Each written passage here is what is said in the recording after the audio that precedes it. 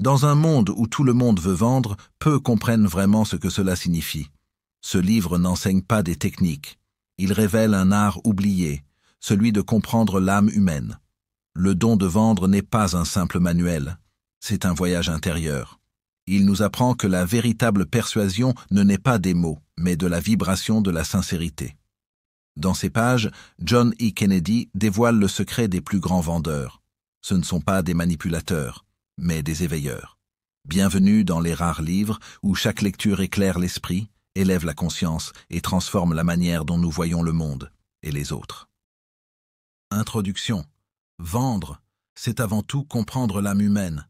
Ce n'est pas une simple transaction, ni une démonstration de technique habile pour convaincre quelqu'un d'acheter ce qu'il ne veut pas. C'est un art bien plus profond, un échange silencieux entre deux êtres où l'un révèle à l'autre ce qu'il désirait déjà sans le savoir. Le véritable vendeur n'impose rien, il éclaire une envie qui dormait, il fait émerger une vérité cachée sous les hésitations, les doutes et les peurs. Dans cette dimension, la vente cesse d'être une bataille d'arguments pour devenir une danse subtile entre deux consciences. Chaque être humain, qu'il en ait conscience ou non, cherche quelque chose: sécurité, reconnaissance, confort, beauté, réussite, amour ou paix. Derrière chaque achat, il y a une émotion, un vide à combler, une tension intérieure que le produit ou le service promet d'apaiser. Le vendeur, dans sa plus haute forme, est celui qui perçoit ce besoin avant même qu'il soit exprimé. Il ressent la vibration d'un désir à travers le ton de la voix, la posture, le regard. Là où d'autres voient un simple client, lui voient une âme en mouvement, un être traversé par des envies, des blessures et des rêves. C'est en cela que la vente devient une lecture subtile du cœur humain. John E. Kennedy fut l'un des premiers à révéler cette vérité dans un monde obsédé par la technique et la persuasion mécanique. Il comprit que vendre ne consistait pas à manipuler, mais à comprendre. À son époque, la publicité et la vente se limitaient souvent à pousser le consommateur à travers des slogans agressifs ou des promesses creuses. Kennedy bouleversa cette logique. Pour lui, la vraie puissance de la vente réside dans la compréhension de l'esprit humain. Il enseigna que tout message efficace repose sur une vérité psychologique, sur la capacité de toucher la fibre intime de l'acheteur. Lorsqu'un vendeur parle avec authenticité, il ne vend pas un produit, il transmet une émotion. Il ne récite pas un argumentaire, il raconte une histoire dans laquelle l'autre se reconnaît. Et cette reconnaissance crée un pont invisible. C'est ce lien émotionnel, imperceptible mais réel, qui transforme un simple échange commercial en acte d'influence sincère. L'acheteur ne se sent pas poussé, il se sent compris. Et quand un être humain se sent compris, il s'ouvre naturellement, sans résistance. Voilà pourquoi la vente, dans sa forme la plus pure, n'est pas une conquête, mais une révélation. Le véritable vendeur ne parle pas pour séduire, il écoute pour ressentir. Il sait que les mots ne sont que la surface d'un monde intérieur plus vaste. Derrière chaque objection, il perçoit une peur. Derrière chaque hésitation, un manque de confiance. Derrière chaque regard fuyant, une blessure passée. Sa mission n'est pas de forcer une décision, mais de créer un espace où le client se sente en sécurité pour dire oui.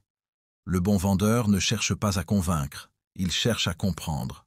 Et c'est cette compréhension profonde, presque spirituelle, qui donne à sa parole un pouvoir magnétique. Dans le fond, la vente n'est qu'un miroir de la vie elle-même. Chacun de nous, à chaque instant, vend quelque chose. Une idée, une vision, une émotion, une version de soi. Nous cherchons à être crus, à être entendus, à inspirer confiance. Ce qui différencie un vendeur conscient d'un simple commerçant, c'est la qualité de sa présence. Le premier agit avec intention, empathie et alignement. Le second répète sans comprendre. Là où le vendeur ordinaire parle pour obtenir, le vendeur accompli parle pour donner. Et c'est précisément ce don, celui d'éclairer l'autre sur ce qu'il veut vraiment, qui fait de la vente un acte noble. Vendre, au fond, c'est aimer les gens. C'est croire qu'en leur apportant une solution, on élève leur vie. C'est voir au-delà de l'achat immédiat pour comprendre la transformation intérieure qu'il provoque. Un bon vendeur sait qu'il ne vend pas un objet, mais un état émotionnel. La tranquillité, la joie, la confiance en soi, la sensation d'avoir fait un bon choix. C'est pourquoi Kennedy disait que le vendeur est un révélateur de désir. Il ne crée pas le besoin, il le découvre, il le nomme, il le rend visible. La véritable persuasion naît donc de la conscience. Elle ne manipule pas, elle éclaire. Elle n'appuie pas sur la peur, elle réveille la clarté. Et dans cette lumière, le client ne sent plus qu'il cède. Il choisit. Il se sent libre, parce que le vendeur a compris ce qu'il ressentait avant même qu'il le formule.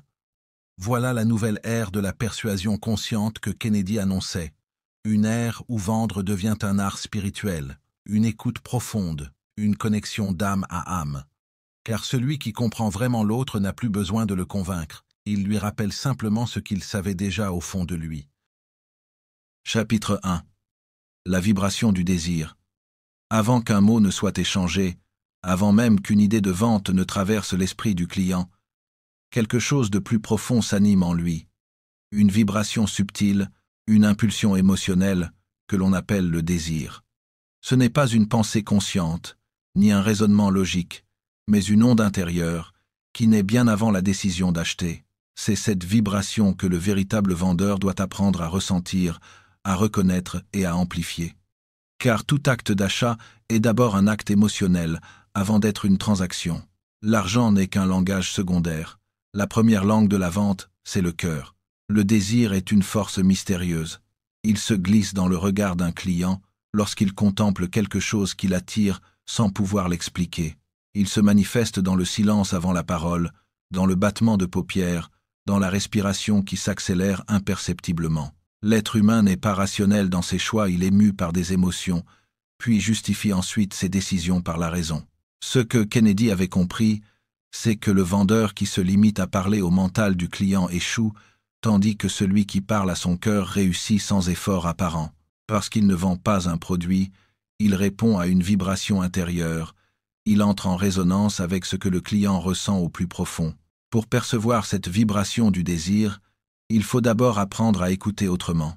Ce n'est pas une écoute de surface où l'on attend son tour pour répondre, mais une écoute intérieure, une attention silencieuse où chaque mot, chaque geste du client devient une note d'une mélodie émotionnelle. Un bon vendeur écoute non pas les mots, mais l'énergie qui se cache derrière les mots. Quand quelqu'un dit « je regarde seulement », le vendeur averti sait que cela signifie souvent « je veux être convaincu sans pression ». Quand un client hésite, ce n'est pas qu'il n'a pas besoin du produit, c'est qu'il ne s'est pas encore senti compris. Et lorsqu'un client dit « je vais réfléchir », cela veut souvent dire « je ne ressens pas encore la confiance nécessaire pour dire oui maintenant ». Le vendeur conscient devient alors un miroir vivant. Il renvoie au client ce qu'il ressent, non pour le manipuler, mais pour lui permettre de se voir clairement. Il reflète ses émotions, ses aspirations, ses doutes, avec une bienveillance et une justesse telles que le client se reconnaît dans ses paroles. Et dans cette reconnaissance, un pont invisible se crée. Ce pont est l'essence de la persuasion véritable, faire en sorte que l'autre se voit lui-même à travers nous. Car lorsqu'un être humain se sent vu, compris et respecté, il s'ouvre naturellement. Ce n'est plus une vente, c'est une communion silencieuse, où les deux âmes se rejoignent autour d'une vérité commune. Kennedy enseignait que le désir est une énergie, et que toute énergie cherche naturellement à se manifester. Le rôle du vendeur n'est donc pas de créer ce désir, mais de lui offrir un chemin. Le désir, lorsqu'il n'a pas de direction, reste diffus, latent, indéfini. Mais dès qu'un vendeur compétent le capte, le nomme et le nourrit, il prend forme. À cet instant, le client passe du flou au clair, du rêve à la décision. Il ne se sent plus poussé. Il sent qu'il agit enfin selon son propre élan. Le vendeur n'a rien imposé. Il a simplement mis en lumière ce que le client voulait déjà. Tout être humain porte en lui des désirs multiples, parfois contradictoires. Certains sont évidents comme le confort, la sécurité, la réussite. Mais d'autres sont plus subtils. Le besoin de reconnaissance, la soif de nouveauté, le désir de réparer une frustration passée, de se prouver quelque chose à soi-même ou aux autres. C'est ici que la psychologie du vendeur entre en jeu. Pour comprendre la vibration d'un désir, il doit s'élever au-dessus du produit et plonger dans l'univers émotionnel du client. Pourquoi cette personne veut-elle cela maintenant? Qu'essaie-t-elle de combler, de compenser, d'exprimer? Chaque achat est une réponse inconsciente à une question intime. Et le vendeur est celui qui entend cette question avant qu'elle ne soit formulée. Il ne suffit donc pas de connaître le produit, il faut connaître la nature humaine. Car la même montre, la même voiture, la même maison ne sont jamais achetées pour les mêmes raisons. L'un achète une voiture pour se sentir libre, un autre pour se sentir respecté, un autre encore pour se rassurer sur sa réussite. L'objet n'a pas d'importance, c'est la signification qu'on lui attribue qui compte. Et cette signification, seul le vendeur conscient peut la découvrir en observant la vibration du désir. Mais cette observation demande une qualité intérieure rare, la présence.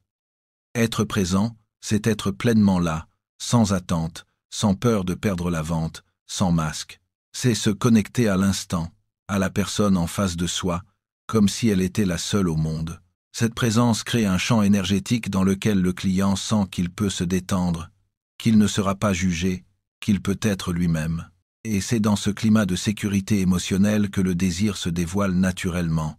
Le désir humain est fragile, parfois dissimulé sous des couches de méfiance ou de raison.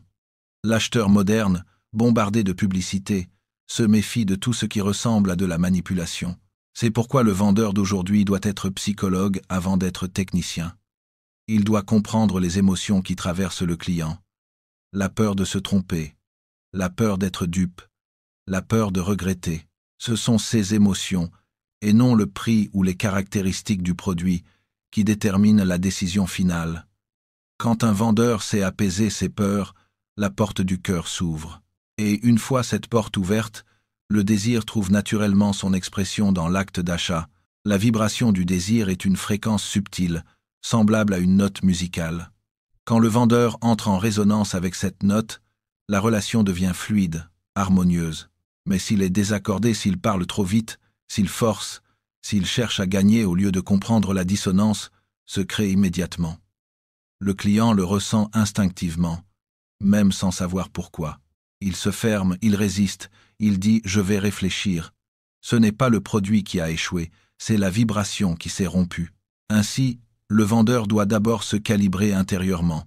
Il doit apprendre à ressentir avant d'agir, à écouter avant de parler, à observer avant d'interpréter. Sa mission n'est pas de déclencher un désir, mais d'harmoniser sa propre énergie avec celle du client. Quand il parle, ses mots ne sont plus des outils de persuasion, mais des prolongements naturels de cette harmonie. Chaque phrase devient une caresse verbale qui fait vibrer le cœur de l'autre. Et c'est dans cette alchimie invisible que réside la grandeur de la vente, dans la rencontre entre deux vibrations, celle du besoin et celle de la compréhension. Quand elles s'accordent, la transaction devient inévitable, pas parce que le vendeur a forcé, mais parce qu'il a su s'accorder à la musique intérieure du client. John A. Kennedy voyait la vente comme une science de l'émotion humaine. Pour lui, la clé du succès ne se trouvait pas dans les scripts ou les techniques, mais dans la capacité à ressentir. Il disait souvent qu'un bon vendeur écoute avec le cœur et non avec les oreilles. Car le cœur capte ce que la bouche tait. Le cœur sent quand quelqu'un désire profondément, même s'il nie, même s'il prétend ne pas avoir besoin. Le cœur perçoit la vérité derrière les apparences. Le vendeur qui a compris cela devient un artiste. Il ne se bat plus contre les objections, il les comprend. Il ne pousse plus vers la conclusion, il accompagne. Il ne cherche plus à gagner, il cherche à servir. Et ce service, lorsqu'il est sincère, déclenche une gratitude silencieuse chez le client qui se transforme naturellement en confiance et en achat. Tout acte de vente réussi repose donc sur une compréhension invisible, celle de la vibration du désir. Apprendre à la détecter, c'est apprendre à lire l'humain.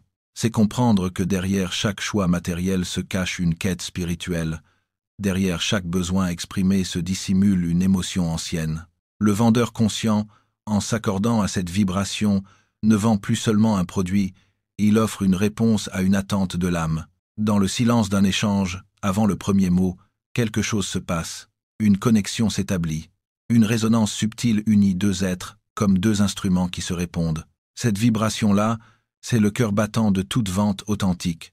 Et celui qui sait l'entendre, celui qui sait y répondre avec respect, n'a plus besoin de forcer le succès. Il le fait naître, naturellement, à partir de la plus belle des énergies humaines, celle du désir. Chapitre 2. Le langage silencieux de la confiance. La confiance ne s'achète pas, elle ne se demande pas, et surtout, elle ne se force pas, elle se ressent.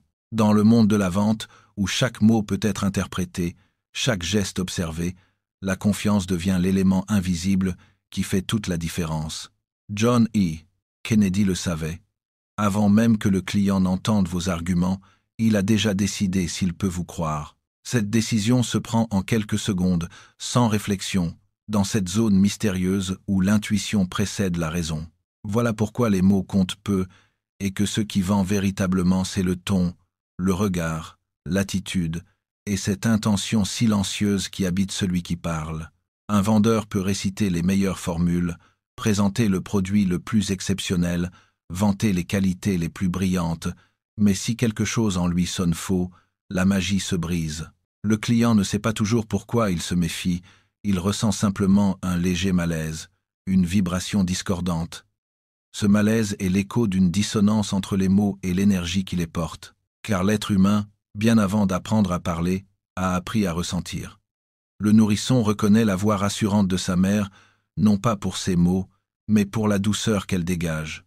Cette mémoire émotionnelle primitive demeure en nous toute notre vie. Nous savons instinctivement quand quelqu'un est sincère, même s'il ne dit rien. Le vendeur qui veut inspirer la confiance doit donc commencer par se comprendre lui-même. Car la première trahison que perçoit le client n'est pas celle des mots, mais celle de l'énergie intérieure. Si le vendeur parle avec enthousiasme mais cache la peur de ne pas conclure, cette peur transpire malgré lui. Si, derrière un sourire de façade, il y a de la tension, de la précipitation ou de la convoitise, le client le ressent.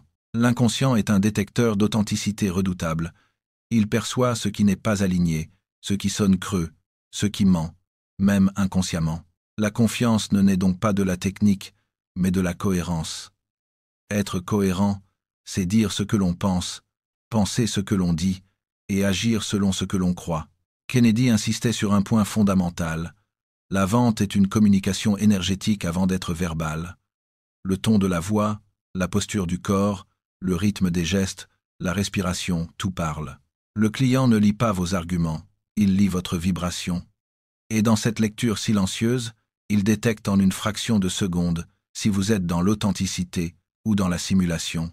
C'est pourquoi certains vendeurs, sans technique apparente, réussissent brillamment, tandis que d'autres, malgré un discours parfait, échouent sans comprendre pourquoi. Le secret est simple. La sincérité se ressent, la dissonance se rejette. Quand un vendeur parle avec un ton juste, une voix calme, une présence posée, il crée un champ magnétique autour de lui. Le client, souvent tendu ou méfiant au début, sent son propre rythme intérieur se synchroniser à celui du vendeur. C'est un phénomène inconscient, appelé mirroring émotionnel. Deux personnes alignées vibrent à la même fréquence. Les respirations s'accordent, les gestes se répondent, les silences deviennent complices. Dans cet espace, la parole n'est plus nécessaire pour convaincre, la confiance est déjà là, palpable, naturelle. Mais cette harmonie n'est possible que si le vendeur est véritablement ancré dans une intention pure. Vendre, dans sa plus haute expression, n'est pas manipuler mais servir. Si votre intention profonde est de réellement aider l'autre à obtenir quelque chose qui lui apportera une amélioration, cette intention, même silencieuse, sera perçue. Elle transparaîtra dans votre regard, dans la manière dont vous écoutez, dans le soin que vous mettez à répondre. À l'inverse, si votre but premier est de placer votre produit à tout prix, cette tension intérieure se manifestera sous 1000 formes. Des gestes trop rapides, un sourire forcé, une voix légèrement tremblante. Le client ne saura peu, pas dire pourquoi, mais il sentira qu'il y a quelque chose de faux, et son inconscient lui dira de se protéger. La confiance, c'est cette sensation que l'on peut s'abandonner un instant à la parole de l'autre sans craindre d'être trompé. C'est une suspension du doute, un relâchement du mental. Or, pour que le client puisse ressentir cela, il faut qu'il sente une stabilité émotionnelle en face de lui. Un vendeur nerveux, pressé ou en représentation crée l'effet inverse. Il ne communique pas la maîtrise, mais la peur. Et la peur est contagieuse. Si vous êtes tendu, votre client le devient. Si vous êtes calme, il se détend. Si vous êtes centré, il s'ouvre. La véritable confiance commence donc par une paix intérieure. Avant chaque rencontre, le vendeur conscient se recentre, respire, aligne son intention. Il se rappelle qu'il n'est pas là pour convaincre, mais pour comprendre. Il ne se dit pas « Comment puis-je vendre ?» mais « Comment puis-je aider cette personne à trouver ce dont elle a réellement besoin ?» Ce simple déplacement d'intention change tout, car lorsque le client sent que vous cherchez son bien et non le vôtre, il s'autorise à baisser la garde. Et c'est dans cet espace que la relation humaine peut naître. L'inconscient humain, dans sa sagesse, rejette tout ce qui n'est pas vrai. Il repère les contradictions entre le discours et le comportement. Si vous dites « je vous comprends » tout en consultant votre montre, le client ne vous croira pas. Si vous parlez de confiance mais que vos yeux fuient les siens, il doutera. Si vous dites « c'est à vous de décider » mais que votre ton trahit l'impatience, il se fermera. Le langage du corps, du souffle et du regard est plus éloquent que n'importe quelle phrase. C'est pourquoi les plus grands vendeurs développent une conscience aiguë de leur présence. Ils savent que chaque détail compte. La posture qui exprime l'ouverture plutôt que la domination, le regard franc plutôt que l'insistance, la respiration lente qui apaise plutôt que la précipitation qui met mal à l'aise. Cette maîtrise n'a rien de superficiel. Elle vient d'un travail intérieur sur soi.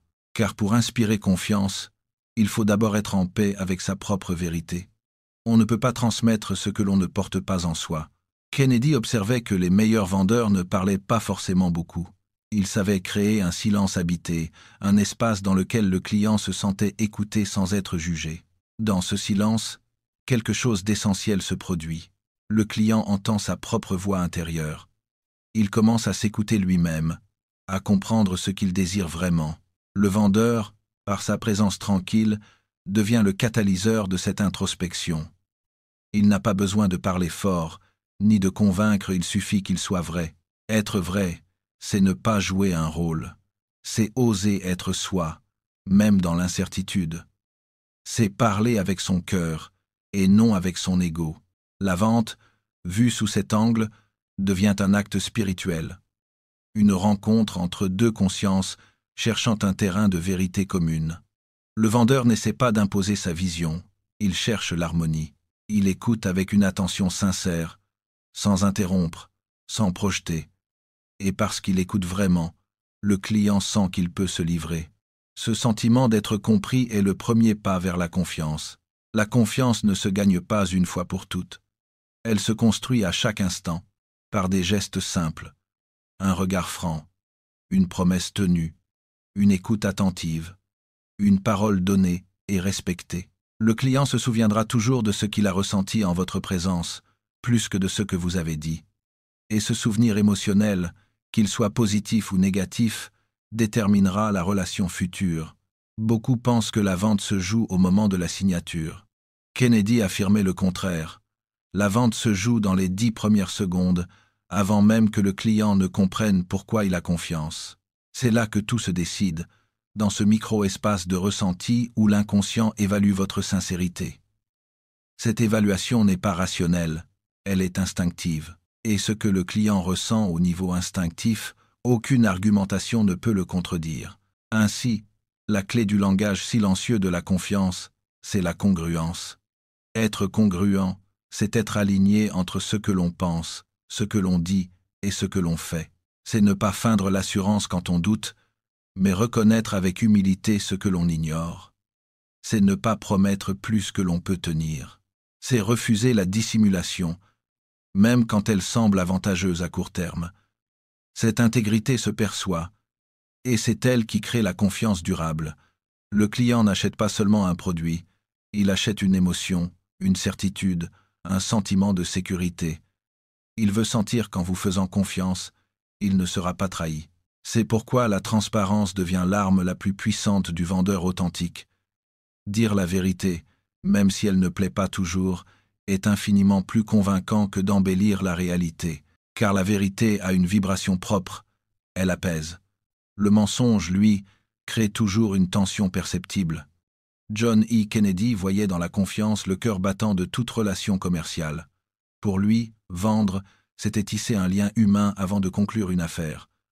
Ce lien est invisible, mais réel. Il repose sur le respect mutuel, sur la reconnaissance de l'autre non comme un moyen, mais comme une fin. Quand cette reconnaissance existe, la vente devient un acte naturel, presque inévitable, car elle s'inscrit dans un courant d'énergie positive. Le vendeur conscient sait que chaque rencontre est un test de vérité. Il ne se demande pas comment convaincre, mais comment être juste. Il sait que la confiance ne se décrète pas, qu'elle se ressent dans le silence entre les mots, dans la chaleur d'un regard, dans la constance d'une présence. Et quand cette confiance est là, elle agit comme une force tranquille. Le client cesse de se protéger, il s'ouvre, il écoute, il dit oui. Pas parce qu'il a été persuadé, mais parce qu'il a été rassuré. Voilà le langage silencieux de la confiance. Ce murmure invisible entre deux êtres, cette vibration d'authenticité que rien ne peut contrefaire. C'est la parole du cœur qui parle au-delà des mots, la vérité intérieure qui se reconnaît d'une âme à l'autre. Celui qui la maîtrise n'a plus besoin de séduire, il inspire. Et dans le monde de la vente, inspirer, c'est déjà avoir conquis la plus belle des victoires, celle du respect et de la confiance sincère. Chapitre 3.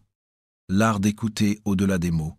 Dans le monde de la vente, la plupart croient que le pouvoir se trouve dans la parole. Ils s'efforcent de trouver la phrase parfaite, l'argument décisif, la réplique qui fera céder le client. Mais ceux qui réussissent vraiment, ceux qui marquent les esprits et transforment une conversation en engagement sincère, savent que la clé ne se trouve pas dans le fait de parler, mais d'écouter. Écouter vraiment. Pas ce que dit la bouche, mais ce que dit le silence, ce que raconte la respiration, ce que trahissent les yeux. L'art d'écouter au-delà des mots, c'est l'art de comprendre avant même que l'autre n'exprime. C'est l'art de ressentir, d'anticiper, de pénétrer dans le cœur de l'être humain avec une douceur et une attention qui inspirent naturellement confiance. L'écoute véritable n'est pas une action mécanique. Ce n'est pas simplement se taire pendant que l'autre parle. C'est un état intérieur, une ouverture, une présence. C'est comme si le vendeur conscient suspendait son propre monde pour entrer dans celui du client. Il observe, il ressent, il capte les micro-signaux que la plupart ignorent, un soupir, une hésitation dans la voix, un mot répété sans s'en rendre compte, un regard qui fuit ou au contraire qui s'attarde. Chacun de ces détails est une porte d'entrée vers la vérité émotionnelle du client. Car, dans toute conversation commerciale, il existe deux niveaux, le discours apparent et le besoin caché. Le premier est rationnel, poli, contrôlé. Le second est profond, fragile, souvent inconscient. Et c'est ce second niveau que seul un véritable maître de la vente sait entendre. Écouter au-delà des mots, c'est écouter l'histoire que le client ne raconte pas. C'est percevoir la peur derrière une objection, le doute derrière une phrase anodine, le désir d'être compris derrière un refus apparent. Lorsqu'un client dit « je dois réfléchir », il exprime rarement un besoin de temps. Il dit souvent « je ne suis pas encore rassuré » ou « je veux être sûr que vous me voyez comme une personne, pas comme une commission ». Le vendeur ordinaire insiste, argumente, presse. Le vendeur conscient, lui, accueille. Il reformule. Il rassure. Il fait preuve d'empathie. Il ne cherche pas à vaincre la résistance. Il cherche à la comprendre, à la dissoudre en douceur par la compréhension. Il faut une discipline rare pour écouter de cette façon. Dans un monde où tout va vite, où chacun veut être entendu, celui qui s'efface pour accueillir l'autre devient une exception. Mais c'est précisément cette rareté qui crée la puissance. L'écoute véritable est magnétique. Elle attire la confiance comme le feu attire les papillons. Elle ouvre le cœur du client sans qu'il s'en aperçoive. Pourquoi ? Parce qu'elle répond à un besoin fondamental de l'être humain. Celui d'être reconnu, compris, validé dans son ressenti. La plupart des gens n'achètent pas un produit, ils achètent une émotion. Ils achètent la sensation d'avoir été compris. Celui qui écoute profondément se transforme. Il devient un instrument d'harmonie. Son regard n'est plus un regard qui scrute, mais un regard qui enveloppe. Sa voix n'interrompt plus, elle accompagne. Il ne cherche plus à diriger la conversation, mais à la guider avec bienveillance. Dans cet état, le vendeur cesse d'être un acteur de transaction pour devenir un partenaire de transformation. Il ne vend pas un objet, il participe à une évolution intérieure chez l'autre. Et souvent, c'est cette expérience d'écoute, plus encore que le produit, qui laisse une trace indélébile dans le cœur du client. Écouter au-delà des mots demande aussi de taire son propre ego. Tant que le vendeur est préoccupé par son objectif, par son besoin de réussir la vente, il n'entend que partiellement. Son mental filtre les mots de l'autre à travers ses propres attentes. Mais celui qui apprend à écouter avec neutralité, sans chercher à juger ni à manipuler, perçoit des choses qu'aucun argumentaire ne révélera. Il découvre que chaque client porte en lui une histoire, une lutte, une aspiration. Parfois, il suffit de quelques secondes de silence bienveillant pour que cette vérité émerge. John E. Kennedy disait souvent que la vente n'est pas une lutte entre deux volontés, mais une rencontre entre deux vérités. Cette rencontre n'a lieu que lorsque le vendeur se tait assez longtemps pour laisser la vérité du client apparaître. Ce silence n'est pas vide. Il est plein de respect, d'écoute active, de présence. C'est dans ces moments que naît la magie. L'autre se sent vu, entendu, reconnu. À partir de là, la relation change de nature. Ce n'est plus une discussion commerciale, c'est une communion. Le grand secret des vendeurs les plus influents n'est donc pas leur aisance à parler, mais leur capacité à écouter. Ils écoutent le ton, la cadence, la respiration, les pauses. Ils écoutent ce que le client ne dit pas, mais montre. Un geste nerveux, un léger repli du corps, un sourire forcé. Ils écoutent les mots choisis et ceux évités.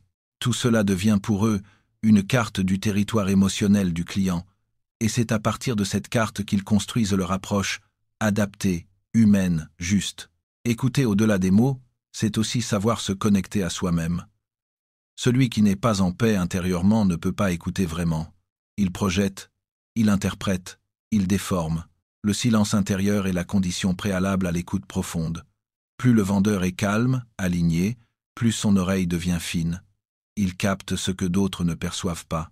Il ressent les émotions comme des vagues subtiles. Et ce ressenti devient son guide invisible, son sixième sens commercial. Mais cette forme d'écoute demande une qualité rare, la compassion. Pas la pitié, mais cette capacité de comprendre sans juger.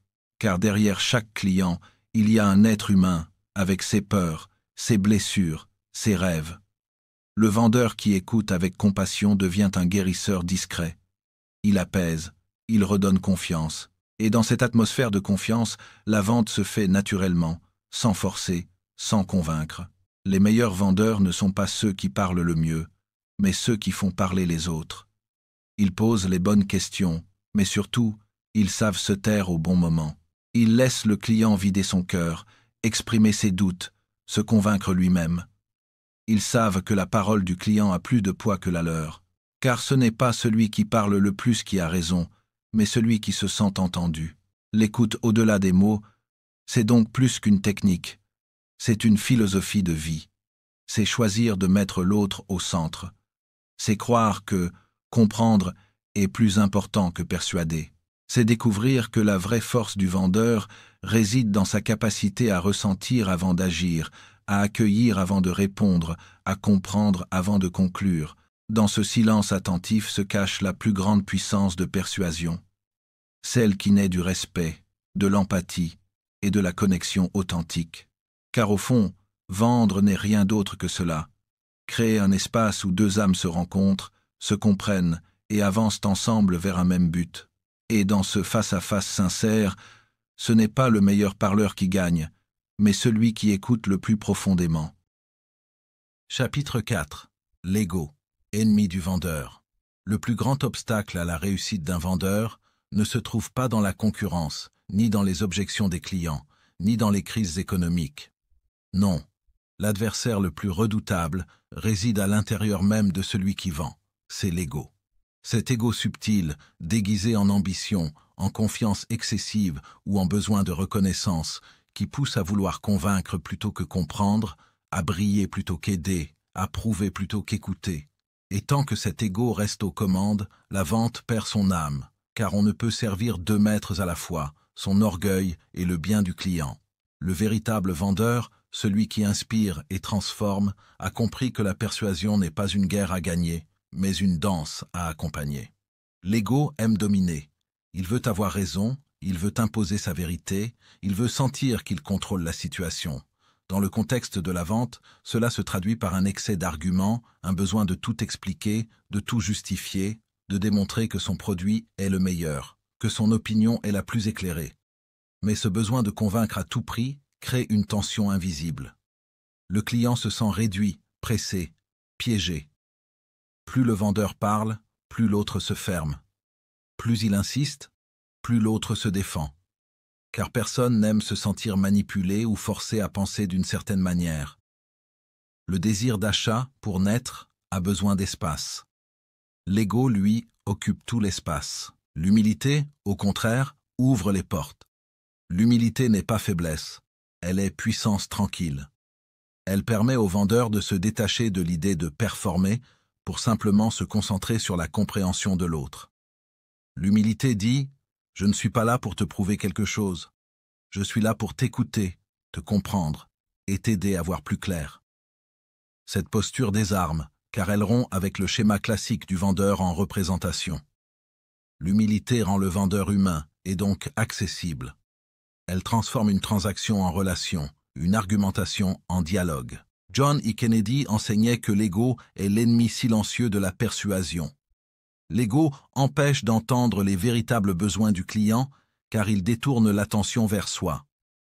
Tant que le vendeur pense à sa commission, à son image, à la peur d'échouer, il n'écoute plus vraiment. Il réagit au lieu de ressentir. Il parle pour se rassurer au lieu de répondre à ce que l'autre exprime. Il devient rigide, mécanique, prévisible. Et le client, souvent inconsciemment, le perçoit. Car l'être humain a une sensibilité naturelle aux intentions. Il sent quand quelqu'un cherche à le servir et quand quelqu'un cherche à se servir de lui. Le vendeur dominé par l'ego pense que convaincre, c'est dominer. Mais la vraie persuasion, la persuasion consciente, ne naît jamais de la domination. Elle naît du respect. Elle naît de la capacité à accompagner quelqu'un vers sa propre conclusion, à faire éclore son propre désir. Le vendeur humble n'impose pas sa vérité. Il révèle celle du client. Il guide, sans forcer.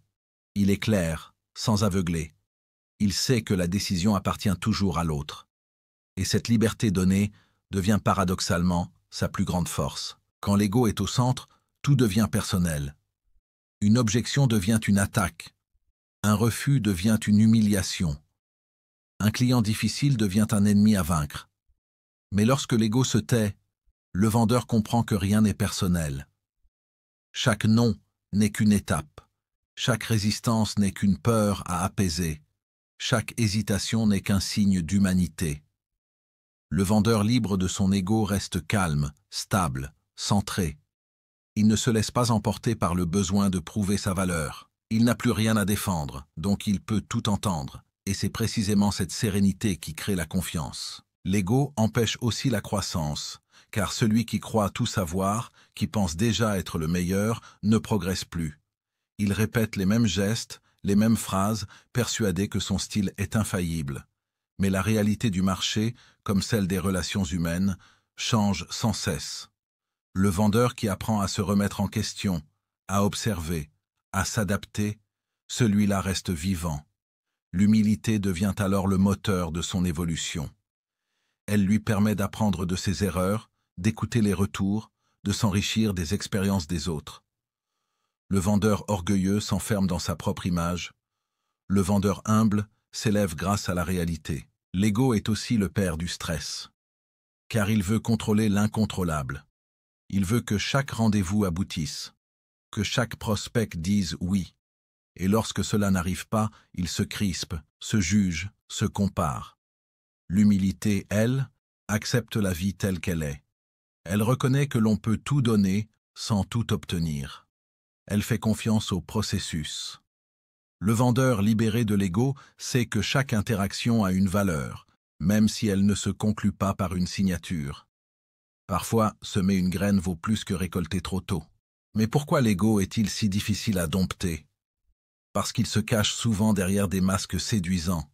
la motivation, l'assurance, la fierté professionnelle.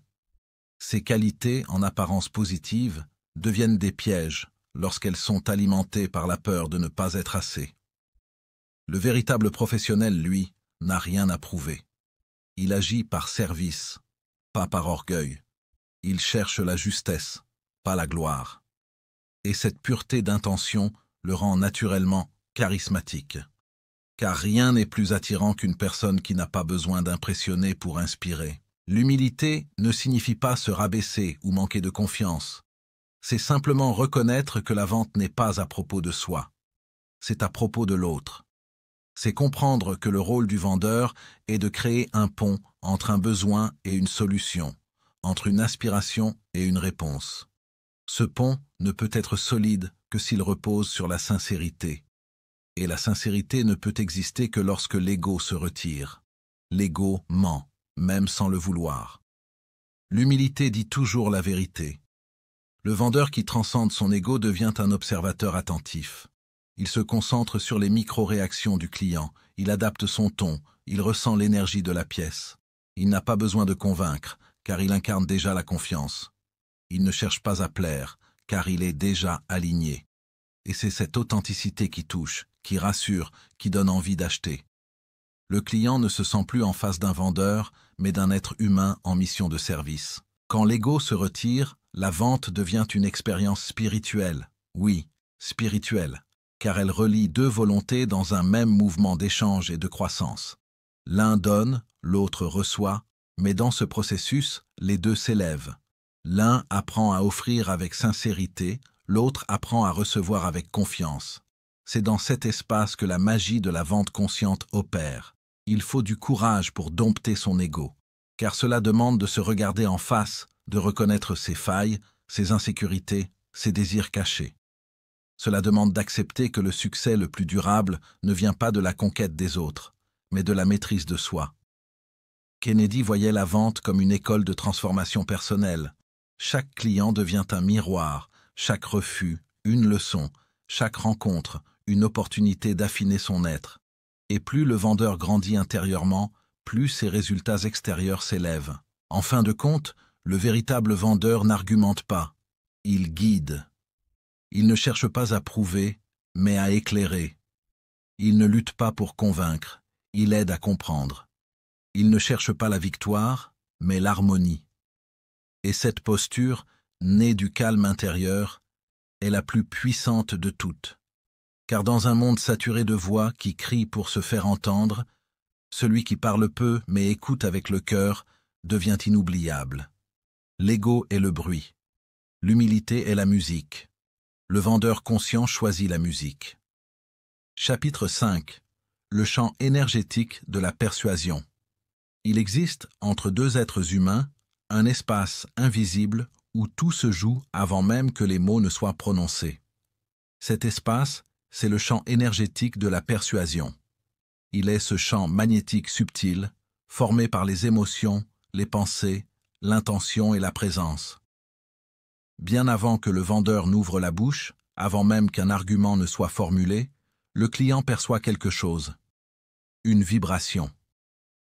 C'est cette vibration, cette fréquence intérieure, qui dit la vérité là où les mots peuvent mentir. Le véritable vendeur, celui qui comprend la nature profonde de la persuasion, sait que l'acte de vendre ne commence pas par un discours, mais par un état d'être. Chaque mot, chaque regard, chaque silence émet une vibration. Lorsque le vendeur est tendu, inquiet, désaligné, cette tension se communique instantanément.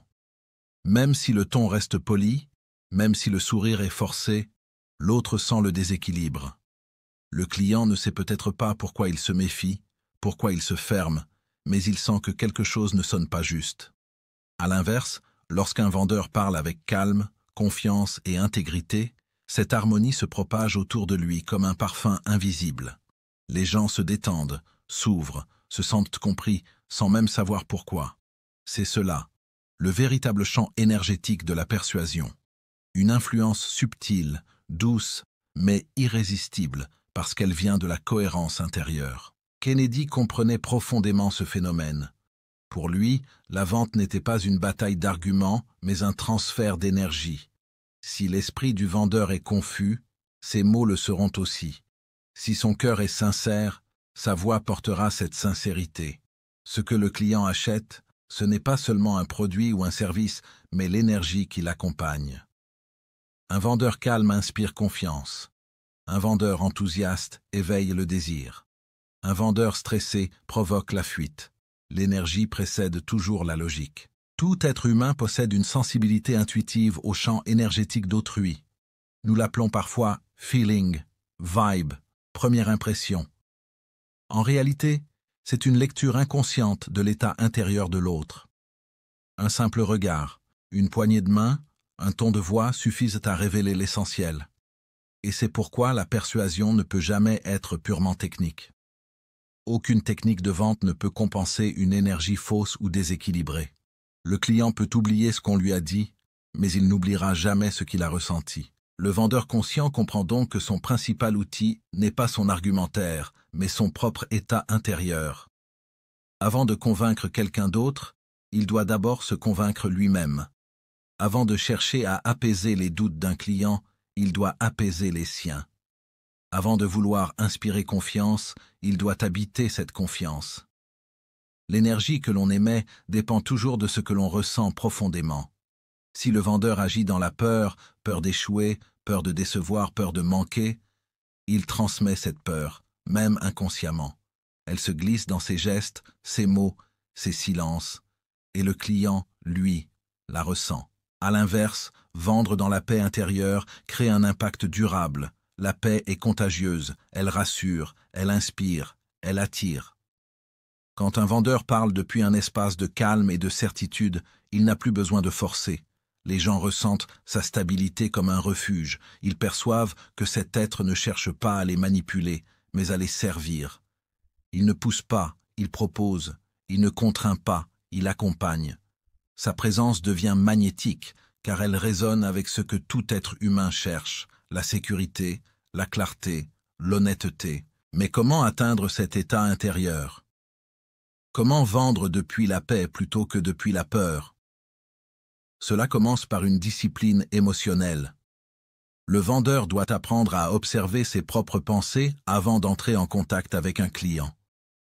S'il se sent stressé, il doit respirer, se recentrer, rappeler à son esprit que sa mission n'est pas de réussir une vente, mais d'aider une personne à résoudre un problème.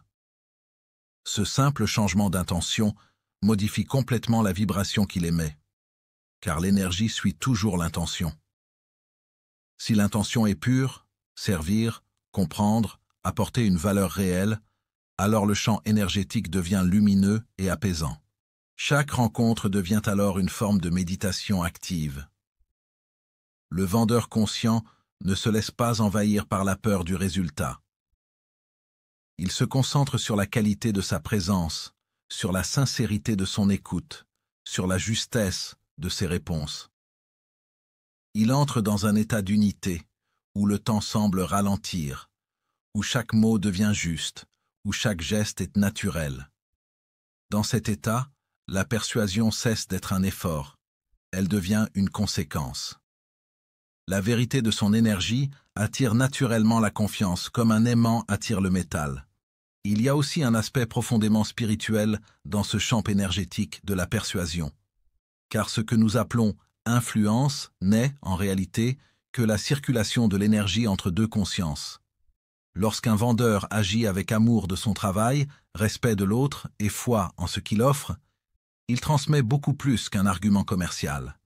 Il transmet une vibration d'honnêteté.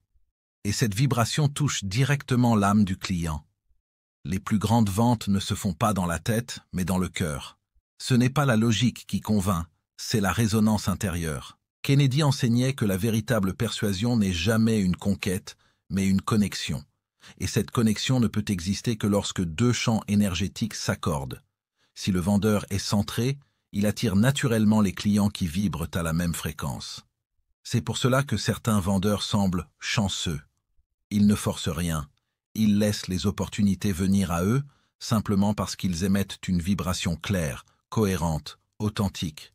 Mais cela demande de la maîtrise. car notre énergie est influencée par notre état émotionnel, par nos croyances, par nos pensées. Un vendeur en colère attire la résistance. Un vendeur dans la peur attire le doute. Un vendeur dans la gratitude attire l'abondance. Tout ce que nous vivons intérieurement se reflète extérieurement. Le champ énergétique est un miroir. Pour devenir maître de sa persuasion, il faut donc devenir maître de son énergie. Cela ne signifie pas devenir un robot sans émotion, mais un être conscient de ses émotions. La peur peut être observée, la colère peut être transformée, le doute peut être apaisé. Le vendeur qui apprend à respirer profondément avant chaque interaction, à visualiser la réussite, à cultiver la gratitude, crée un champ énergétique pur et puissant. Cette préparation invisible vaut plus que n'importe quel script de vente. Le client, souvent, ne se souviendra pas des arguments du vendeur, mais il se souviendra de l'atmosphère ressentie à son contact. Était-il à l'aise? S'est-il senti respecté? A-t-il eu le sentiment d'être compris? Ces impressions subtiles décident de tout, et elles dépendent uniquement de l'énergie intérieure du vendeur. Vendre par la paix, c'est donc vendre en vérité.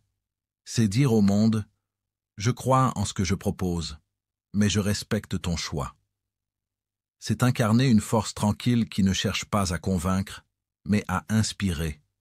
Et cette inspiration est la forme la plus haute de persuasion. Car ce n'est plus une lutte de volonté, mais une rencontre d'âme.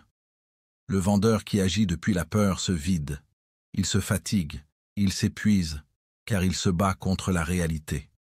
Il force les portes qui ne veulent pas s'ouvrir. Il multiplie les discours inutiles. À l'inverse, celui qui agit depuis la paix se remplit. Il donne sans s'épuiser, car il tire sa force d'une source intérieure inépuisable. Il sait que la persuasion véritable est un art énergétique, pas une stratégie mécanique. Le champ énergétique de la persuasion, c'est la reconnaissance que tout commence à l'intérieur. Ce que nous sommes crie plus fort que ce que nous disons.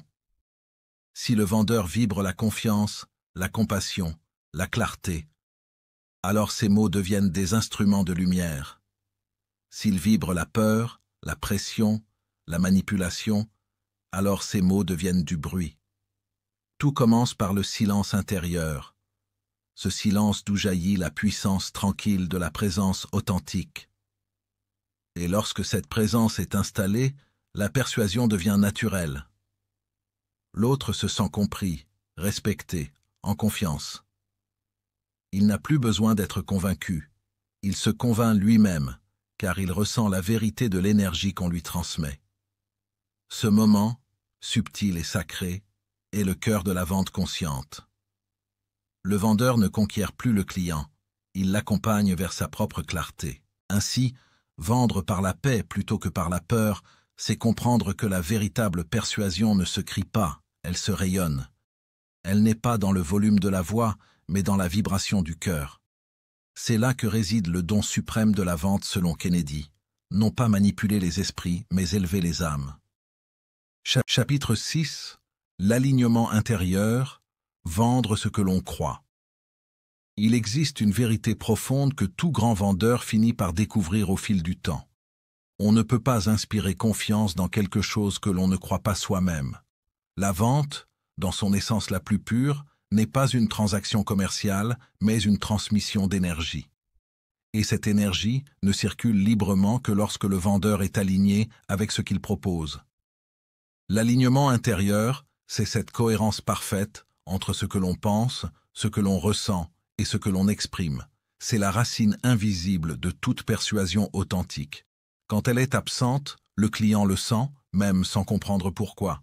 Quand elle est présente, la confiance naît spontanément. Beaucoup de vendeurs échouent, non pas parce qu'ils manquent de talent, mais parce qu'ils manquent d'alignement. Ils parlent d'un produit ou d'un service qu'ils ne respectent pas vraiment, qu'ils ne consomment pas eux-mêmes, qu'ils ne considèrent que comme un moyen de gagner de l'argent. Leur bouche dit « c'est le meilleur », mais leur cœur murmure « je n'en suis pas sûr ». Et cette dissonance énergétique, imperceptible mais réelle, se propage immédiatement. L'autre le ressent. Il ne sait pas exactement ce qui cloche, mais il sent que quelque chose ne sonne pas juste. À l'inverse, un vendeur profondément convaincu n'a pas besoin d'efforts. Sa sincérité parle pour lui. Son regard, son ton, sa posture émettent une certitude tranquille. Il n'a pas besoin de surjouer la confiance, car il la vit. Ce genre de conviction n'a rien d'agressif ni de manipulateur. Elle est naturelle, magnétique. Elle attire l'attention sans l'imposer, parce qu'elle repose sur une vibration d'authenticité. Kennedy expliquait que l'honnêteté vibratoire est la forme la plus haute de persuasion. Ce concept, bien qu'ancien, reste révolutionnaire.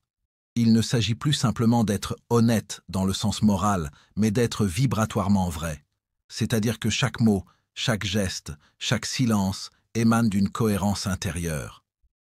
L'honnêteté vibratoire ne peut pas être imitée. Elle se ressent, elle se vit, elle ne se fabrique pas. Le client moderne, qu'il le sache ou non, cherche cette vibration. Dans un monde saturé de publicité, de promesses creuses et de slogans sans âme, la sincérité devient une denrée rare. Les gens sont fatigués d'être persuadés. Ils veulent être compris. Et pour qu'un vendeur comprenne vraiment son client, il doit d'abord se comprendre lui-même. Il doit se poser cette question essentielle. Est-ce que je crois en ce que je vends? Est-ce que je ressens une réelle valeur dans ce que je partage? Si la réponse est non, alors il ne vend pas. Il triche, même inconsciemment. Il joue un rôle, et ce rôle crée une tension entre son cœur et ses mots. C'est pourquoi les vendeurs qui réussissent durablement ne vendent jamais pour vendre. Ils incarnent ce qu'ils proposent. Le produit devient une extension naturelle de leur conviction personnelle. Ils ne récitent pas un argumentaire, ils partagent une expérience. Imagine un vendeur de livres qui parle d'un ouvrage qu'il a lu, qui l'a transformé, qui lui a ouvert les yeux. Son regard s'illumine en le décrivant, son ton devient vibrant, son corps entier raconte avant même ses mots. Le client ne sent pas qu'on lui vend un livre, il sent qu'on lui transmet une flamme. Cette différence subtile est le cœur de la persuasion consciente. L'alignement intérieur ne se limite pas au produit. Il concerne aussi la manière dont on vend, la raison pour laquelle on le fait. Vendre sans foi, c'est mécanique. Vendre avec foi, c'est spirituel. Quand un vendeur agit dans le but sincère d'apporter de la valeur à la vie de quelqu'un, son intention change la nature même de l'échange. Il ne cherche plus à convaincre, mais à servir. Il ne cherche plus à manipuler, mais à éclairer. Et cette intention pure transforme tout. Le ton devient plus doux, les gestes plus calmes, la relation plus humaine. Le client ne se sent plus comme une cible, mais comme une personne. Il ressent qu'il n'est pas là pour être vendu, mais pour être aidé. Et c'est cette sensation de respect profond qui ouvre le cœur et déclenche la décision d'achat. Le vendeur aligné ne force jamais, il inspire. Il ne pousse pas, il attire. Parce que son énergie est claire, cohérente et sincère. Mais pour atteindre cet état, il faut parfois remettre en question ce que l'on fait. Beaucoup de vendeurs s'aperçoivent qu'ils ne croient pas vraiment en ce qu'ils proposent. Certains vendent par nécessité, d'autres par habitude, d'autres encore parce qu'ils pensent n'avoir pas le choix. Kennedy disait « Si tu ne crois pas en ce que tu vends, tu ne vends pas, tu t'épuises. » L'absence d'alignement use l'âme.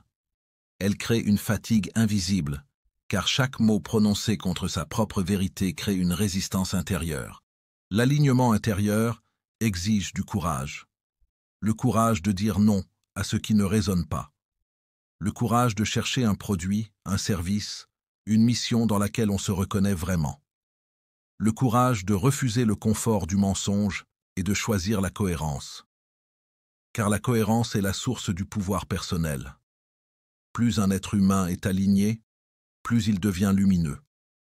Et cette lumière, le monde la reconnaît sans explication. Le vendeur aligné ne travaille pas pour convaincre, il travaille pour servir la vérité. Il ne cherche pas la vente parfaite, mais la justesse. Quand il parle, c'est l'amour de ce qu'il fait qui s'exprime, pas la peur de manquer. Son cœur bat au même rythme que ses paroles.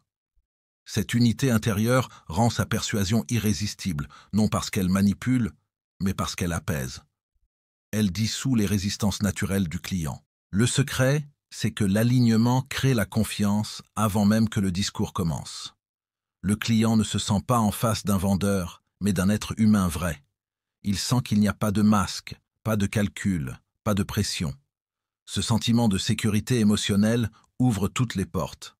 Car au fond, tout achat est un acte de confiance.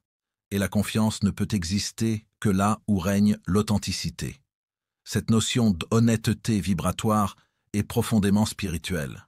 Elle nous rappelle que tout échange humain est un échange d'âme. Vendre, c'est offrir une part de soi. Et pour que cet échange soit juste, cette part doit être vraie. Si le vendeur ment, il perd une partie de son intégrité. S'il trahit sa propre conviction, il se vide. Mais s'il parle avec son cœur, s'il croit sincèrement que ce qu'il vend peut aider, il se nourrit en même temps qu'il nourrit les autres. C'est cela, le cercle vertueux de l'alignement intérieur. Kennedy disait souvent que la conviction est une lumière. Elle ne se prouve pas, elle se ressent. Et cette lumière, quand elle est authentique, peut percer les résistances les plus épaisses. Même un client sceptique finit par s'adoucir devant une foi sincère. Car la foi, pas la foi religieuse, mais la foi en la valeur de ce qu'on apporte, est contagieuse. Elle touche le cœur sans passer par la raison. L'alignement intérieur transforme également la manière dont on perçoit le refus. Un vendeur désaligné vit chaque « non » comme une blessure. Il y voit un rejet personnel. Mais un vendeur aligné comprend que le refus n'est qu'une résonance manquée, pas un échec. Il sait que chaque produit, chaque message, chaque énergie attire ceux qui lui correspondent. Ainsi, il ne se décourage pas. Il continue à rayonner, sachant que les bonnes personnes viendront, naturellement. Le véritable pouvoir du vendeur ne réside pas dans ses techniques, mais dans sa vérité. Et la vérité ne se construit pas, elle s'incarne. Elle se nourrit d'expérience, de sincérité, de cohérence. C'est pourquoi les plus grands vendeurs ne sont pas forcément ceux qui parlent le mieux, mais ceux qui vivent ce qu'ils disent. Leur authenticité est palpable, leur passion est réelle, leur intention est pure. Vendre ce que l'on croit, c'est honorer le lien humain avant tout. C'est refuser la manipulation pour choisir la connexion. C'est préférer la sincérité à la performance. Car à long terme, seule la vérité construit la confiance. Et la confiance, elle, construit la réussite durable. Quand un vendeur est aligné, il ne vend plus un produit, il partage une conviction. Il devient un messager du sens, un transmetteur d'énergie positive. Il parle avec le cœur, il agit avec le respect, il inspire par sa présence. Et cette inspiration est la forme la plus puissante de persuasion. En fin de compte, l'alignement intérieur n'est pas seulement une stratégie de vente, c'est un art de vivre. C'est choisir d'être vrai dans un monde de façade. C'est parler depuis l'âme plutôt que depuis la peur. C'est comprendre que la plus belle chose qu'un être humain puisse vendre, c'est sa propre foi dans ce qu'il fait. Car celui qui croit profondément dans ce qu'il offre ne vend plus. Il rayonne. Et son rayonnement, silencieux mais puissant, attire naturellement ceux qui ont besoin de ce qu'il propose. Voilà pourquoi l'alignement intérieur n'est pas seulement la clé de la persuasion, c'est la clé de la paix intérieure. Chapitre 7. Le timing invisible de la décision.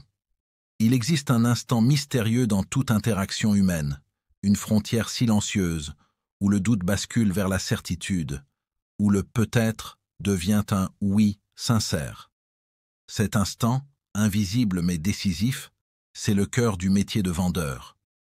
Le véritable vendeur, celui qui comprend la psychologie humaine, sait que la persuasion ne réside pas dans les mots, ni dans les techniques apprises, mais dans la capacité à ressentir le bon moment.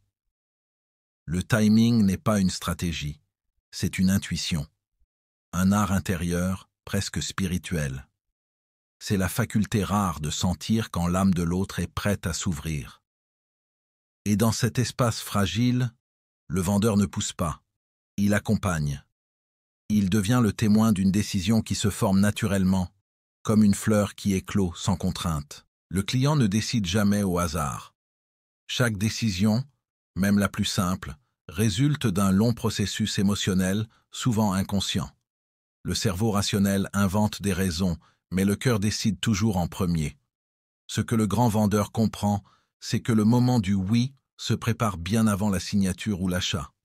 Il commence dès le premier contact, dans le ton de la voix, dans la cohérence du regard, dans la vibration de confiance que l'on dégage.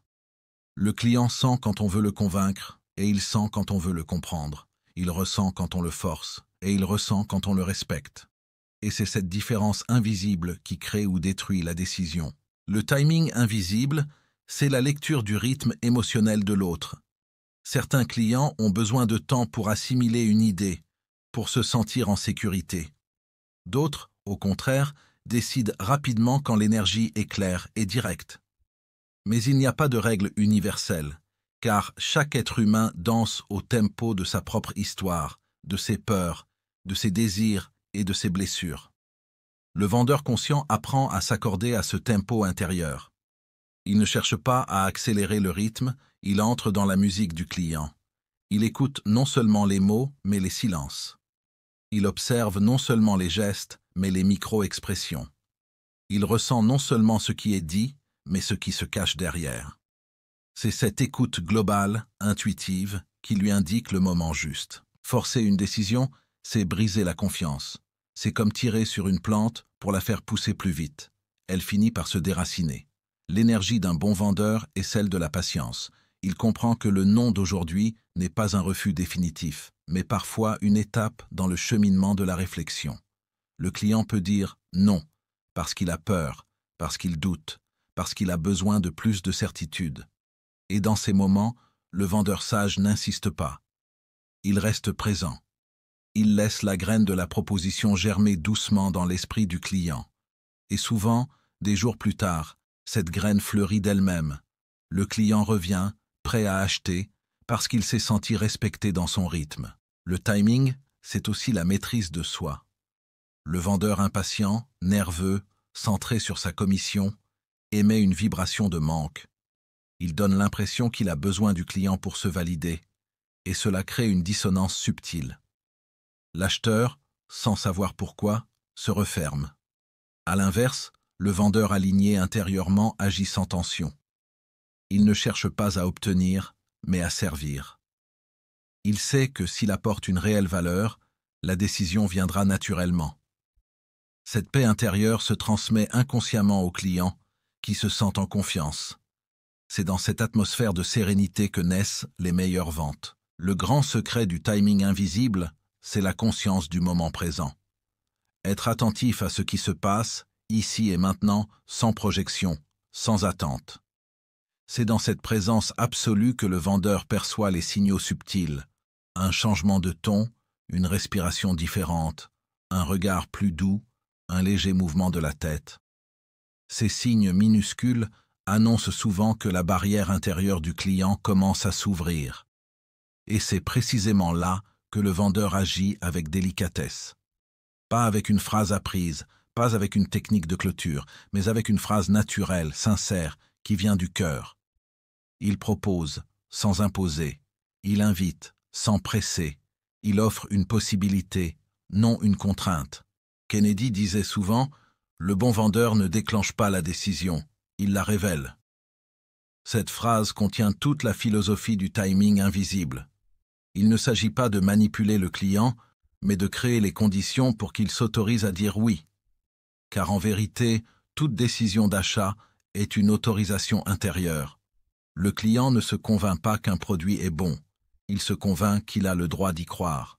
Il a besoin de sentir que ce choix est aligné avec lui-même, qu'il ne le regrettera pas. Et cette assurance ne vient pas des arguments, mais de l'énergie du vendeur. Le moment où il dit oui est celui où il ne se sent plus menacé, où son cœur a trouvé la paix dans la décision. Le vendeur maître comprend aussi que le timing n'est pas seulement celui du client, mais aussi le sien. Il apprend à reconnaître quand il n'est pas prêt à vendre, quand son esprit est agité, quand son énergie est basse. Car dans ces moments-là, il vaut mieux se taire que forcer. La qualité vibratoire du vendeur influence tout. Un mot dit avec peur se ressent, un mot dit avec foi rayonne. L'univers de la vente est un échange d'énergie avant d'être un échange de produits. Et le temps, dans cet échange, n'est qu'une illusion. Il y a des ventes qui se réalisent en 1 minute, d'autres en 1 an, mais le processus émotionnel est le même. Une ouverture, une confiance, une décision. Le timing invisible demande une grande maturité émotionnelle. Il faut être capable d'abandonner l'idée de contrôle. Il faut accepter que l'autre soit libre. Et paradoxalement, c'est dans cette liberté que le client se sent le plus en sécurité. Le vendeur qui ne cherche pas à posséder le moment finit toujours par l'obtenir. Le temps devient son allié. Il n'est plus pressé, car il sait que tout arrive quand l'énergie est juste. Son calme devient magnétique.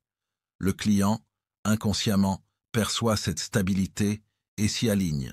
C'est comme deux fréquences qui s'accordent. Quand le vendeur vibre sur la note de la patience, le client finit par chanter la note de la décision.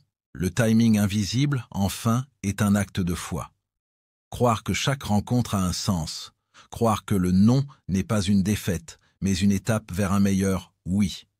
Croire que servir sincèrement vaut mieux que convaincre rapidement. Le vendeur qui incarne cette foi devient un artisan du lien humain, un bâtisseur de confiance, un catalyseur de transformation. Il ne vend pas seulement un produit, il aide l'autre à s'autoriser à croire en ce qu'il désire vraiment. Ainsi, l'art du timing n'est pas une question de technique, mais de conscience.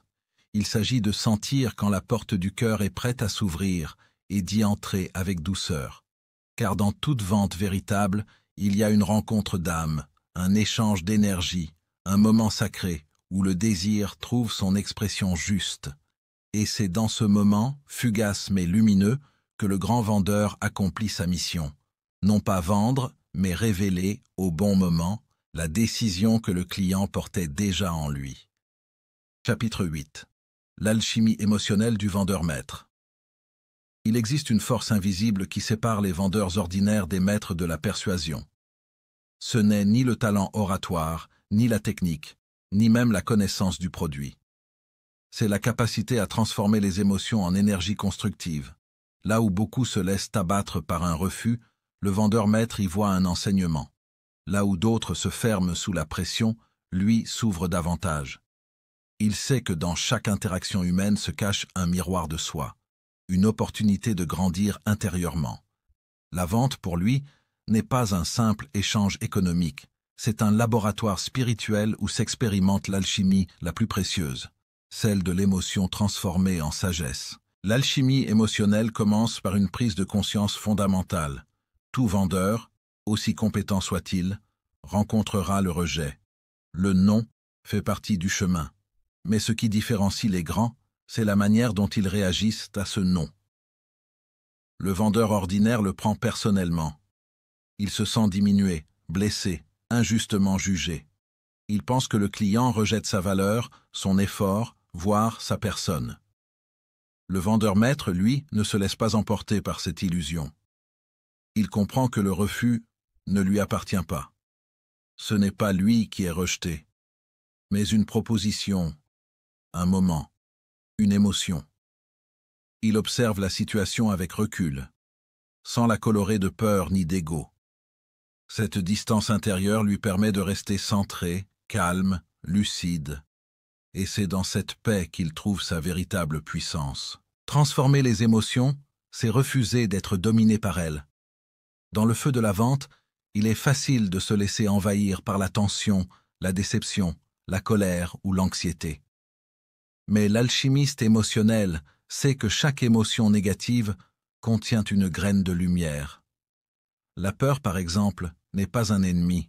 Elle indique simplement une zone où la foi manque encore. Le rejet n'est pas une humiliation, il révèle un attachement excessif au résultat. La colère n'est pas une faute, elle signale une résistance à ce qui est. En observant ces émotions sans les juger, le vendeur les transforme. Ce processus, lent et intérieur, fait de lui un être d'équilibre, capable d'avancer sans que rien ne l'ébranle durablement. Chaque refus devient alors un entraînement. Quand un client dit non, le vendeur maître ne se crispe pas. Il inspire profondément, ressent l'émotion monter, puis la laisse s'évacuer. Il se demande « Qu'est-ce que cette situation m'enseigne ?» Peut-être doit-il améliorer son écoute, ajuster son approche, ou simplement accepter que tout ne lui appartient pas. Ce questionnement transforme la frustration en lucidité. Peu à peu, il développe une forme de sérénité intérieure, une force tranquille qui ne dépend plus du résultat. Et cette sérénité, paradoxalement, attire davantage de succès, car les clients perçoivent inconsciemment cette stabilité. Ils sentent que le vendeur n'est pas dans le besoin, mais dans la maîtrise, et cette énergie inspire confiance. L'alchimie émotionnelle repose sur un principe fondamental. On ne peut pas contrôler les autres, mais on peut se transformer soi-même. Le vendeur maître ne cherche pas à changer le client, il utilise chaque échange pour se polir, comme un artisan affine son œuvre. Il apprend à transformer le plomb du découragement en or de compréhension. Chaque conversation, chaque échec, chaque moment de doute devient un ingrédient de sa croissance. À force de pratique, il devient un alchimiste spirituel, capable de transmuter la peur en courage, la pression en paix et la résistance en compassion. Mais cette transformation demande une vigilance constante. Le vendeur est chaque jour confronté à des forces contraires, l'incertitude, la compétition, la critique, la fatigue. Ces épreuves ne sont pas là pour le briser, mais pour éprouver la solidité de son alignement. L'émotion brute, quand elle est observée, devient une énergie pure. C'est comme si chaque refus chargeait l'esprit d'une force nouvelle. L'erreur serait de refouler ces émotions. Le secret, au contraire, est de les ressentir pleinement sans s'y noyer. Le vendeur maître accueille la déception, il la regarde en face, il la traverse, et au bout, il trouve une clarté nouvelle. C'est cette transparence intérieure qui lui permet d'avancer sans amertume. L'alchimiste émotionnel n'agit pas par instinct, mais par conscience. Lorsqu'il sent la peur monter, peur de ne pas conclure, peur d'être rejeté, peur de perdre la face, il ne la fuit pas, il la respire. Il comprend que la peur est une réaction naturelle du mental face à l'inconnu. Il la remercie même, car elle lui rappelle qu'il est en train de grandir. Cette attitude change tout. Là où d'autres se contractent, lui s'ouvre davantage. Là où d'autres cherchent à compenser, lui reste dans la vérité, et cette posture, rare, crée un champ énergétique puissant. Le client, même sans le savoir, sent cette authenticité, et cela l'apaise. La colère aussi peut devenir un maître. Quand un client se montre injuste, exigeant ou désagréable, la réaction la plus commune est de se défendre ou de fuir.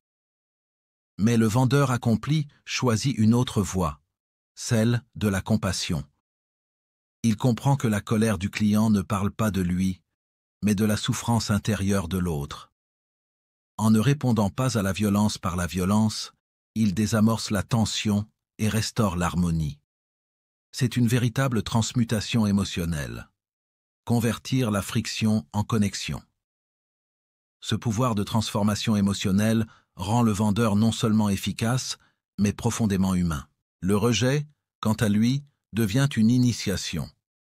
Chaque « non » prononcé par un client apprend au vendeur à se détacher du résultat, à aimer l'action pour elle-même. C'est en traversant 1000 refus qu'on apprend à ne plus vendre pour soi, mais pour servir. L'alchimie du vendeur maître, c'est d'aimer même les moments d'échec, parce qu'il y voit une occasion de raffiner sa vibration. Au lieu de se dire « j'ai perdu », il se dit « j'ai appris ». Cette attitude, répétée jour après jour, forge un état d'esprit inébranlable. À long terme, ce mental d'acier devient son plus grand atout, car rien ne peut plus l'atteindre durablement. Le vendeur alchimiste ne se laisse pas envahir par la fatigue émotionnelle non plus. Il sait se régénérer, se ressourcer, retrouver le calme intérieur après chaque journée. Il médite, il respire, il se recentre. Il comprend que vendre, c'est échanger des énergies, et qu'il doit purifier la sienne pour rester limpide. Il ne garde pas les émotions des autres en lui. Il les laisse passer, comme l'eau d'une rivière qui coule sans s'arrêter. C'est cette hygiène émotionnelle qui lui permet de durer, de rester lumineux et inspirant même après des années dans un environnement compétitif. L'alchimie émotionnelle, enfin, repose sur un amour profond du métier. Le vendeur maître aime les gens, même ceux qui disent non. Il aime le processus, pas seulement le résultat. Il voit dans chaque interaction une chance de mieux comprendre l'âme humaine. Il sait que la vente, au fond, n'est qu'un prétexte pour apprendre à aimer sans condition. Aimer le client, aimer l'échange, aimer la vie dans toute sa complexité. C'est cette attitude, noble et rare, qui fait de lui un être magnétique. Les clients sentent sa lumière, sa sincérité, sa paix. Ils ne savent pas toujours pourquoi, mais ils ont envie de lui dire oui. Transformer ses émotions, c'est devenir maître de soi. Et devenir maître de soi, c'est devenir maître du monde. Car la vente n'est qu'un miroir de la vie. Celui qui apprend à rester en paix dans la tempête finit toujours par guider les autres vers la clarté. Le vendeur maître est un alchimiste moderne. Il ne transforme pas le plomb en or matériel, mais l'émotion brute en or spirituel. Il fait de chaque interaction un acte de transformation intérieure. Et c'est pour cela qu'il ne vend jamais vraiment. Il inspire, il élève, il guérit. Ainsi, la vraie réussite dans la vente ne se mesure pas aux chiffres, mais à la qualité d'être. Chaque refus traversé sans rancune, chaque émotion transmutée sans fuite, chaque moment de tension accueilli avec sagesse, forge un caractère lumineux. Le vendeur maître, à la fin, devient plus qu'un professionnel. Il devient un être éveillé, conscient de la puissance créatrice de ses émotions. Et c'est cette lumière intérieure, discrète mais irrésistible, qui finit par ouvrir toutes les portes, sans effort, sans lutte, simplement par la force tranquille de l'alchimie émotionnelle. Vendre n'a jamais été, dans sa véritable essence, une affaire de manipulation, de chiffres ou de stratégie. C'est avant tout un acte d'amour, un don conscient, une offrande d'énergie, une communion entre deux êtres. Le véritable vendeur ne cherche pas à obtenir quelque chose du client, il cherche à lui donner. Donner une solution, donner une émotion, donner un éclairage qui apaise une inquiétude ou réveille un espoir. Chaque échange devient alors une forme d'art spirituel, une danse subtile entre la confiance et la compréhension. Celui qui vend avec le cœur ne force jamais, il inspire.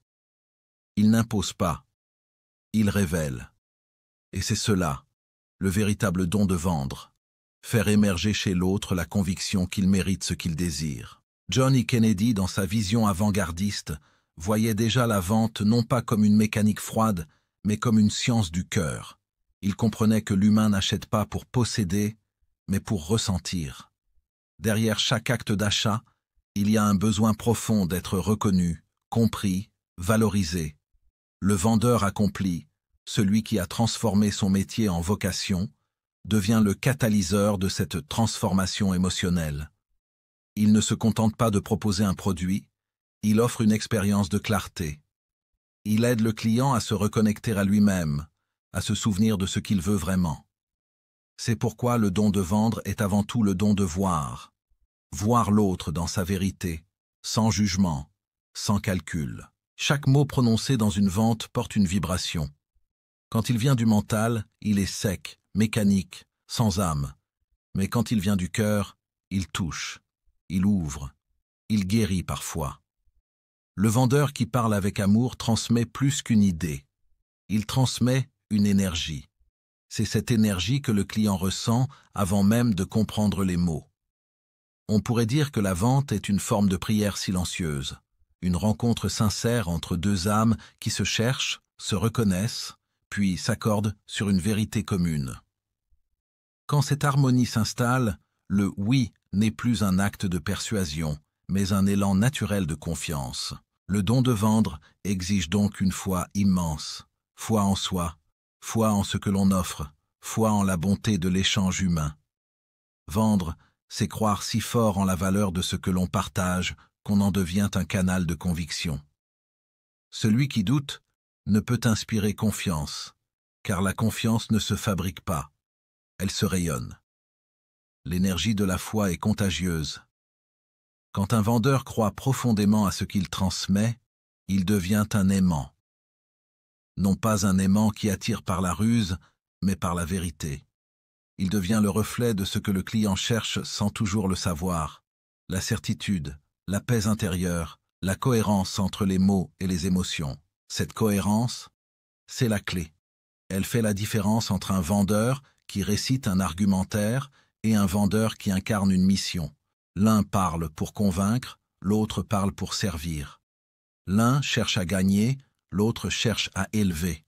Et paradoxalement, c'est ce dernier qui finit par réussir le plus, parce que les gens sentent que sa démarche n'est pas motivée par la peur de perdre, mais par le désir sincère d'aider. Il vend sans forcer, il influence sans manipuler, il inspire sans dominer. Dans sa présence, le client ne se sent pas ciblé, mais compris. Il n'a pas l'impression d'être un moyen, mais une fin. Et cette impression change tout. Le don de vendre, c'est donc un état d'être. C'est une manière de se tenir, de respirer, d'écouter, de répondre. C'est un rayonnement intérieur qui émane naturellement de celui qui a trouvé la paix dans sa mission. Le vendeur aimant ne cherche plus la validation extérieure, car il a déjà trouvé la sienne. Il ne mesure pas sa valeur à ses ventes, mais à la qualité de l'énergie qu'il laisse derrière lui. Chaque rencontre, qu'elle débouche sur un « oui » ou un « non », devient pour lui une opportunité d'avoir planté une graine. Il sait que parfois, cette graine germera plus tard, quand le client sera prêt. Il n'a pas besoin de tout contrôler, car il travaille en alignement avec quelque chose de plus grand que lui. C'est dans cet alignement que naît la véritable puissance. Le vendeur qui agit par amour ne manque jamais d'énergie, car il ne puise pas dans sa volonté, mais dans sa foi. Il devient un canal entre l'abondance universelle et le besoin humain. Il ne se vide pas dans l'effort, il se nourrit dans le don. Et cette énergie, paradoxalement, attire la réussite. Car l'univers, d'une manière mystérieuse, soutient toujours ceux qui donnent sans peur. Plus il partage, plus il reçoit. Plus il offre de clarté, plus la lumière revient vers lui.